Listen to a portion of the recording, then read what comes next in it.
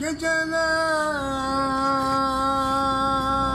karanlık, geceler benim için yalnızlık. Seneler, seneler geçiyor, dön artık vefasız.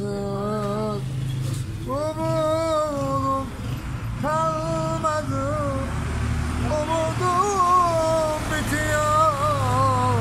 Gel artık, hasretinden büyüyor yalnızlık vefasız. Sanadır yazdım bu şiir, sanadır söylediğim şarkı, sanadır bütün dualarım. Bana bu zulümlerin, bana bu ettiğin, yanıyorum, ölüyorum sensiz. Sanadır yazdım bu şiir, sanadır söylediğim şarkı, sanadır bütün dualarım.